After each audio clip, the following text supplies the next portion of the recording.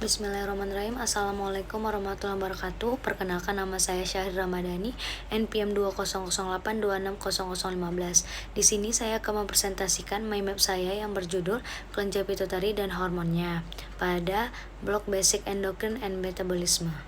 Baik, kelenjar pituitari ini bisa disebut juga dengan kelenjar hipofisis, yang merupakan salah satu dari 10 kelenjar yang ada pada manusia yang memiliki julukan Mr. of Clef, yang dimana artinya itu kelenjar ini juga mengontrol sekresi dari kelenjar-kelenjar lainnya atau dari hormon yang dihasilkannya, yang akan mempengaruhi kelenjar hormon lainnya. Yang dimana kelenjar hipofisis ini atau kelenjar pituitari ini memiliki dua lobus, yaitu lobus anterior dan posterior.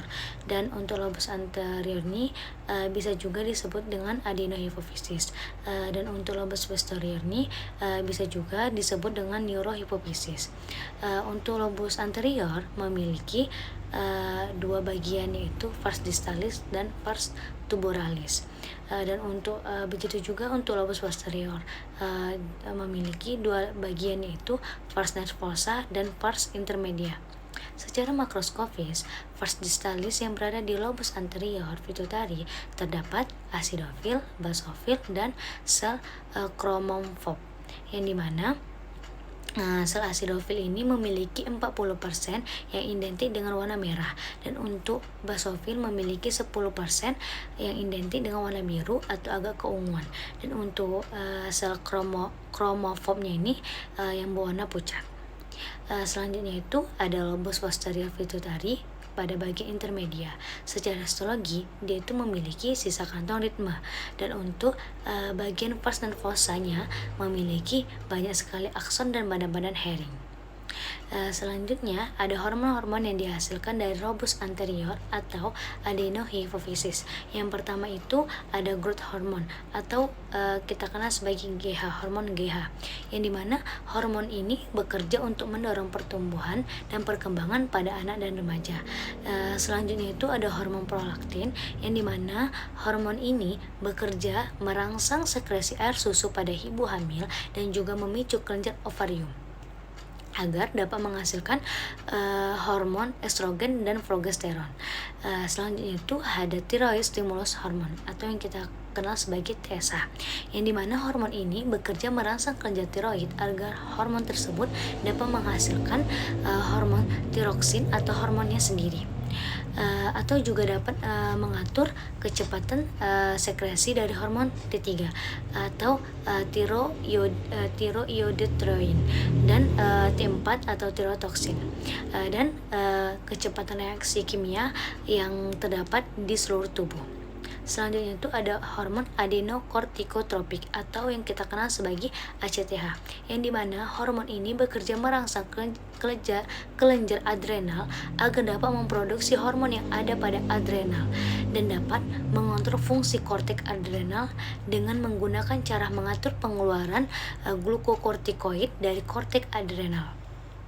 Selanjutnya itu ada hormon gonadotropin, yang dimana dia itu merupakan salah satu hormon yang dapat mengatur sel gonad sesuai dengan proses reproduksinya atau dengan jenis kelamin. Hormon ini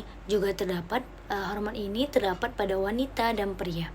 Jika pada wanita, mempunyai hormon yang dihasilkan adalah hormon PSH atau follicle stimulating hormone, dan LH atau luteinizing hormone, yang dimana hormon ini juga berfungsi untuk merangsang folikel untuk menghasilkan estrogen dan ovulasi pada corpus luteum agar dapat menghasilkan progesteron. Yang terdapat pada hormon laki-lakinya itu yaitu adalah PSH dan ICTH, yang dimana hormon ini berfungsi merangsang spermatogenesis dan merangsang sel-sel interstitial testis agar dapat mengembang dan menghasilkan testosteron. Selanjutnya itu hormon yang dihasilkan kelenjar hipofisis lobus posterior atau neurohipofisis ini yaitu ada hormon oksitosin, yang dimana hormon ini dapat membantu proses kontraksi uterus pada saat melahirkan. Selain untuk kontraksi hormon, ini juga dapat mempengaruhi pengeluaran ASI pada ibu hamil. Selanjutnya ada hormon Misalnya itu ada antidiuretik hormon atau ADH atau vasopressin, yang dimana hormon ini berfungsi untuk reabsorpsi air dari tubulus yang ada pada ginjal. Maka jika ini terjadi akan menyebabkan penurunan kadar volume urin. Selain dapat mengurangi urin, ADH ini juga dapat berperan untuk penyempitan pembuluh darah agar tekanan darah tersebut dapat meningkat. Baik, mungkin itu saja yang dapat saya sampaikan. Kurang dan lebih saya minta maaf. Referensi yang dapat yang saya ambil tuh dari jurnal.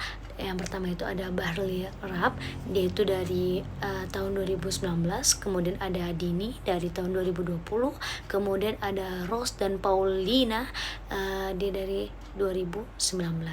Mungkin itu saja yang dapat saya sampaikan. Kurang dan lebih saya minta maaf. Assalamualaikum warahmatullahi wabarakatuh.